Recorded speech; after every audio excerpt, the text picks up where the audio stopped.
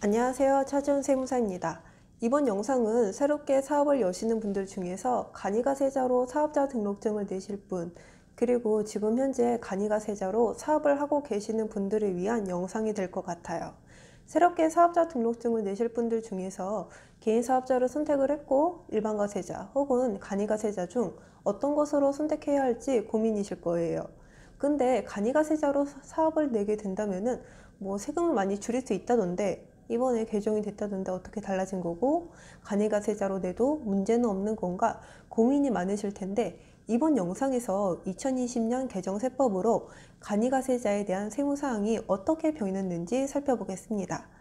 바뀐 내용 중에서 가장 중요한 점은 간이가세 적용 범위가 확대되었다는 점이에요. 원래 직전연도 공급대가의 합계액이 4,800만 원 미만 개인사업자라고 하면 간이가세자로 적용이 되었는데 이게 4,800만 원에서 8,000만 원으로 상향 조정되었죠. 기존 간이가세자 분들 이번 1월 부가세 신고 시 매출액을 8,000만 원 미만으로 신고했다면 올해에도 간이가세자를 유지하실 거예요. 그리고 신규 사업자 분들 간이가세자를 아예 적용받지 못하는 업종이 아니고서야 간이가세로 등록하시는 것이 부가세 납부 시 유리합니다.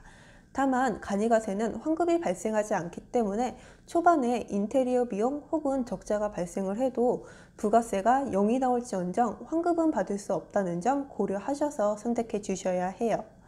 간이가세자 적용기준 금액이 8,000만 원으로 상향되었다는 것뿐만 아니라 납부면제 금액이 3,000만 원에서 4,800만 원으로 상향 조정되었죠. 이제 1년 매출액이 4,800만 원 미만이면 부가가치세는 아예 납부하지 않으셔도 돼요. 근데 신규 사업자분들 이 점 주의하셔야 하는 게 납부면제를 받으려고 매출액을 4,800만 원 아래로 맞추시려고 해요. 하지만 주의하셔야 할 점은 12개월로 환산한 금액이 4,800만 원이라는 거죠.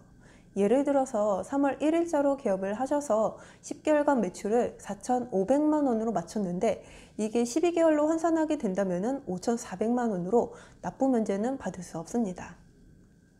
이번 개정으로 간이가세자 범위도 늘어나고 납부 면제 금액도 늘어났습니다. 좋은 점만 있을까요? 아니죠. 이번 개정으로 간이가세자의 범위가 넓어졌지만 공제받을 수 있는 혜택은 줄어들었습니다. 일단 첫 번째, 세금 계산서, 신용카드 매출 전표로 수치한 내 매입액에 대해서 원래 업종별로 서비스업이라고 하면은 30%, 소매업이라고 하면은 10%를 적용해서 다르게 공제를 받았는데 이제는 일률적으로 공급 대가에 약 5%를 적용해서 공제받을 수 있는 금액이 줄어들었습니다. 뿐만 아니라 신용카드 현금 영수증 매출액에 대해서 세액 공제율이 이게 또 변경이 되었어요.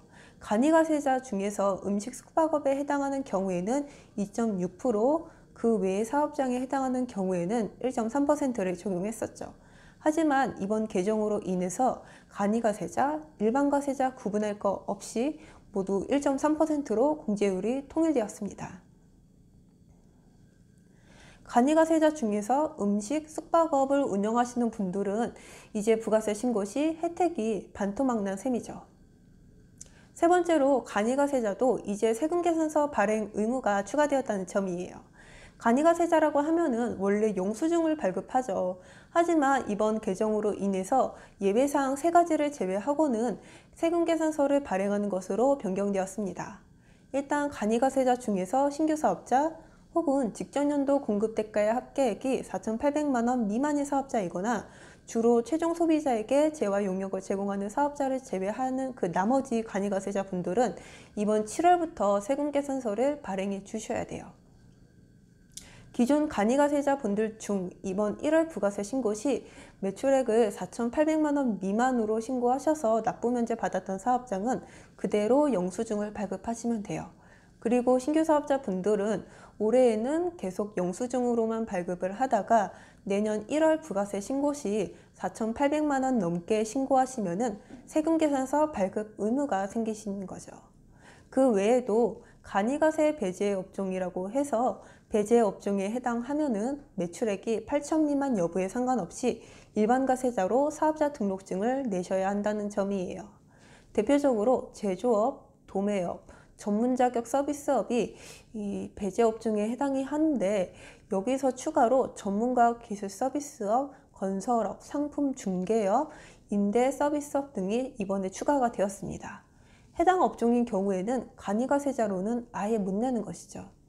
마지막으로는 간이가세자는 공급 대가에 업종별 부가가치율을 곱해서 매출세액을 구하죠. 근데 이 업종별 부가가치율이 5%에서 30%였는데 이번 개정으로 인해서 15%에서 40%로 상향 조정되었습니다.